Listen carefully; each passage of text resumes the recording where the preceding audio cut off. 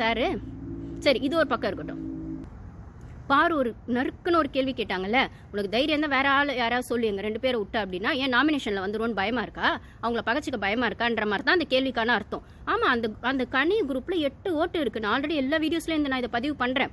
7-8 ஓட்டு இருக்கு அவங்க கையில். அவங்கள பகச்சிக்கிட்டா நாமினேஷனில் வந்துடுவோம், ஒஸ்ட் பர்ஃபார்மரில் வந்துடுவோம். இல்லைனா வந்து வீடே சேர்ந்து நம்மளை கார்னர் பண்ணுவாங்க, நம்மளுக்கு வந்து கொடுக்க வேண்டிய ஃபுட்டு கொடுக்க மாட்டாங்க, இல்லை எல்லாருமா சேர்ந்து டீஸ் பண்ணுவாங்க. இவர் சொன்ன பிரவீன் ராஜ் இருக்காரு, பூமர், அவர் சொன்ன மாதிரி தான். அவர் கேப்டன்சி அண்ணன் சொன்னார், யாரோ சொல்கிற வேலையை செய்யல, ரூல்ஸ் ஃபாலோ பண்ணுறேன்னா அவங்க எல்லாத்தையும் நான் அந்த விஷயத்தில் விட்டுட்டு மற்ற எந்த விஷயம் வச்சுன்னா அவங்கள டாஸ்கில் கார்னர் பண்ணுவேன். அப்படி அவன் எஃப்ஜே அடிக்கடி இப்போ 2 நாள் முன்னாடி திவாகருக்கும் எஃப்ஜேக்கும் அந்த சண்டை வந்துச்சு. கனியாக்காவை திவாகர் பேசினது, அந்த ஷர்ட்டு கட்டிட்டு அந்த பஞ்சாயத்தில் கூட எஃப்ஜே சொல்கிறான், இந்த மாதிரி வந்துட்டு நீங்கள் இடம் கொடுக்கறதுனால தான் திவாகரும் அந்த பார்வம் அப்படி இருக்காங்க, அவங்களுக்கு சாப்பாடே போடாதீங்க, யாரும் அவங்ககிட்ட பேசாதீங்க. டேய், நீ யார் local rowdy, sorry Royal rowdy, மாற்றி சொல்லிட்டேன், ராயல் ரவுடி. நீ யார் அவங்களுக்கு சாப்பாடு போட வேணாம்னு சொல்கிறதுக்கு, அவங்ககிட்ட பேச வேணாம்னு சொல்கிறதுக்கு? உனக்கு என்ன உரிமை அந்த வீட்டில் இருக்கோ அவங்களுக்கும் அந்த உரிமை இருக்குது. நீ வெளியில் என்ன வேல்யூ நினச்சிட்டு உள்ளே வந்திருக்கு, அதே ஏதோ ஒரு வேல்யூவோடு தான் அவங்களும் உள்ளே வந்திருக்காங்க. அவங்கவுங்களுக்கும் அவங்கவுங்க தன்மானம் முக்கியம், அவங்கவுங்களுக்கும் அவங்கவுங்க சுயமரியாதை முக்கியம். நீ யார் அதை சொல்கிறதுக்கு? கனியாக்கா உங்களுக்கு பெரிய அக்காவாக இருந்தால் அப்பா டக்கராக இருந்தால் வச்சுக்கோங்க, அதுக்குன்னு ஊரில் இருக்க பொண்ணுங்கள்லாம் மட்டம் கிடையாது. உங்களுக்கு எஃப்ஜே பெரிய அப்பா டக்கரு கௌரவம் அப்படின்னா சபரியை நீங்கள் வச்சு பார்த்து பொத்தி பாதுகாத்துக்கோங்க, எஃப்ஜேவையும் சபரியும். கனியாக்காக்கு சொல்கிறேன், ஓகேங்களா? அதுக்குன்னு ஊரில் இருக்க மற்றவங்கலாம் வந்து வேல்யூ விட்டுட்டோ இல்லை அவங்களுக்கான சுயமரியாதையோ விட்டுட்டோ இந்த கேம் ஆட வரல. எல்லாரும் கேம் ஆட வந்திருக்காங்க, அவங்கவுங்களுக்கான வேல்யூ அவங்கவுங்களுக்கானது. அது சரியோ தப்போ அவங்க அதை நம்புறாங்க, அதை நீங்கள் நம்பணும்னு அவசியம் இல்லை.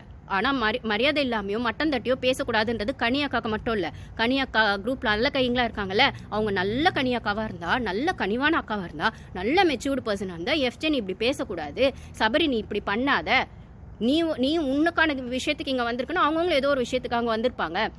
எனக்கும் பாருக்கும் நான் சொல்கிறேங்க பச்சையா, பாருக்கும் கனிக்கும் வெளியிலே நிறைய விஷயங்கள் இருக்குங்க. நான் அதை தான் திருப்பி சொல்கிறேன். சபரிக்கும் இருக்குது, எஃப்ஜேக்கும் இருக்குது. இவங்க 3 பேருமே விஜய் டிவி ப்ராடக்ட்ஸ்னும் போது கனியும் அப்பப்போ வந்து பாருவும் வந்து விஜய் டிவி போகிறாங்க வராங்கன்றது இருக்கட்டும், ஆனால் இவங்களாம் பர்மனெண்ட் விஜய் டிவி ப்ராடக்ட்ஸ். இன்னொன்று, கனியோட சிஸ்டர் அவங்க இருக்காங்கல்ல விஜயலட்சுமி, அந்த சர்வைவர் ஷோ, அது இவங்க குக் வித் கோமாளி, அவங்க தங்கச்சி விஜயலட்சுமி சர்வைவரில் பாருவும் போயிருக்காங்க. ஸோ ஆல்ரெடி பாரு பற்றி எனக்கு பெருசாக வெளில ஒன்றும் தெரியாது, இப்படி தெரியாது அப்படி தெரியாது, லைவ்லலாம் பேசிட்டு இருக்காங்க, எல்லாம் உங்களுக்கு தெரியும். அவங்க தங்கச்சியும் உங்களுக்கு சொல்லியிருப்பாங்க, நீங்களும் குக் வித் கோமாளியில் பாரு கூட சேர்ந்து வேலை செஞ்சிருக்கீங்க அப்படின்போது உள்ள கோல்டு வார் இருக்க தான் செய்யும். அவங்களுக்கும் ஒத்து போகலன்றது உங்கள் பஞ்சாயத்து. ஆனால் அந்த உள் பஞ்சாயத்தை எடுத்துகிட்டு வந்து குரூப்பிசம் பஞ்சாயத்தை ஏன் ஆக்குறீங்க? அதுதான் என்னோட கேள்வி.